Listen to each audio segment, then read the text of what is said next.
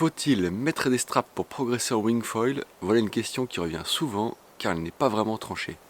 Pour vous aider à trouver la réponse qui vous convient, je vais en parler dans cette vidéo.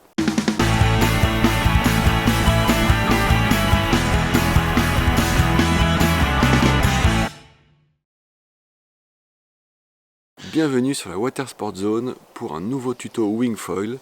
Je crois d'ailleurs que c'est le 20e et je te mets quelques liens en description pour les découvrir. Et puis si tu ne veux plus les rater, je t'invite à prendre 2 secondes pour t'abonner. Avec ou sans strap, on s'est tous posé la question et cela ne se résume pas qu'à vouloir sauter ou pas. Dans cette vidéo, je vais donc aborder les avantages des straps, puis parler aussi de leurs inconvénients, avant de dresser un bilan avec quelques cas concrets, et puis évidemment mon avis perso, pour finir, puisque la réponse ne sera pas la même pour tout le monde, en fonction du profil de chacun. Donc quels sont les avantages des straps? Premier avantage, je dirais que c'est la confiance, puisqu'en fait on ne se pose plus la question de savoir où on doit mettre les pieds, surtout si on est bien réglé par rapport au foil, évidemment. En fait on fait corps avec la planche, et psychologiquement ça aide beaucoup. Deuxième avantage, c'est le contrôle. Comme je disais, on est attaché à la planche avec les foot straps et on peut tirer et pousser. On fait corps avec le matériel.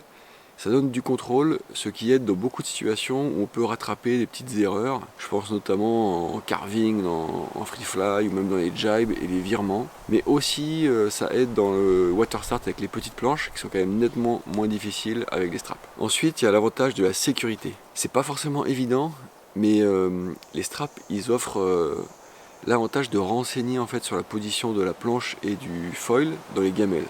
On a toujours un petit peu peur du foil dans les gamelles et parfois ça peut arriver que la planche elle nous revienne dessus, avec le foil se retourne, ça nous tombe dessus. Et en fait avec des straps, l'avantage c'est que la planche reste plus longtemps au pied et on a vraiment moins de chances de se taper le foil en retour dans une chute. Ensuite on a l'efficacité. Le pumping par exemple est beaucoup plus efficace et plus facile avec des straps. C'est un peu comme faire du vélo avec des pédales automatiques. Et donc c'est bien pour voler plus tôt, mais aussi pour connecter les bumps où c'est vrai qu'on a un pumping un peu plus efficace.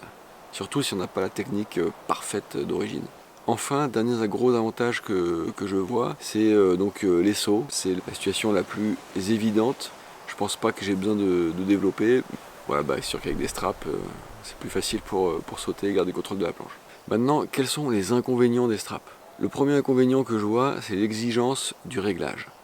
Avoir des straps, ça veut dire avoir une position de pied avant fixe, ce qui entraîne une exigence sur le placement du foil, le bon réglage du foil. Celui-ci doit être parfait, parce que sinon c'est beaucoup plus difficile de compenser, parce qu'on ne peut pas bouger les pieds. Alors ensuite, il y a la précision nécessaire au changement de pied.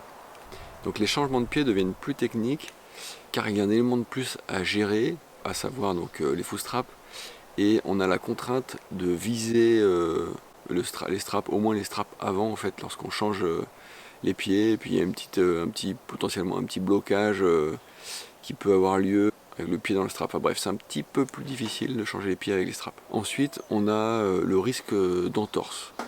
Alors avec les pieds bloqués, quand on décroche souvent, notamment quand on est débutant, il y a un léger risque d'entorse avec les foot straps. Lorsque la planche s'arrête net et que nous avec la wing on a envie de continuer, enfin on continue, c'est un petit risque. Après il faut savoir qu'il existe aussi des straps largables, donc qui diminuent ce risque, et que le risque reste relativement minime, mais il existe. Enfin, moi le plus gros inconvénient que je vois au strap, c'est en fait la liberté moindre. L'atteinte à la liberté, c'est un sujet d'actualité en plus, il paraît, et il est vrai que les straps sont contraignants. Rider sans strap, c'est une sensation vraiment unique, et sans faire de mauvaises blagues, c'est quand même le pied. Mais après, c'est vrai aussi que strapless, on a moins le droit à l'erreur et que c'est plus exigeant à partir du moment où l'on cherche à carver par exemple. Bon, voilà. Moi je vous invite aussi à compléter ma liste d'avantages et inconvénients en commentaire pour participer au débat et puis l'enrichir. Et bien sûr, vous pouvez aussi me poser des questions, je ferai le maximum pour y répondre. Et maintenant si je veux résumer avec des cas concrets, en fait, je dirais que pour les débutants, sur du matos relativement gros, je conseille de rider sans strap, avant tout pour éviter de se coltiner un mauvais réglage, mais aussi pour mieux s'évacuer de la planche dans les chutes, qui sont logiquement nombreuses à ce stade de la progression, et c'est normal, il n'y a pas de honte. Pour les riders confirmés, le vent fort, les petites planches, les foils rapides, les straps deviennent assez vite une évidence pour le contrôle, le water start, la sécu et les possibilités d'évolution.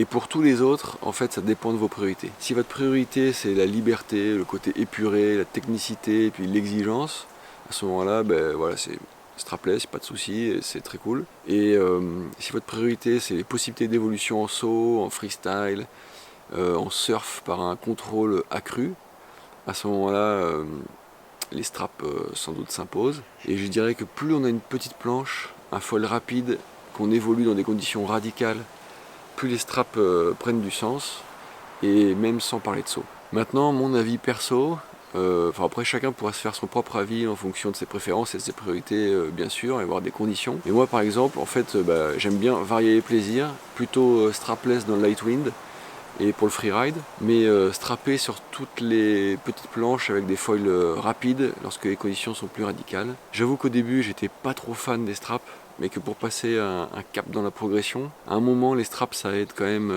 pas mal. Donc une chose reste certaine par contre, ne me demandez pas de rider avec des straps et un mauvais réglage. Et merci de m'avoir écouté, et puis à bientôt sur l'eau ou sur la Water Sport Zone.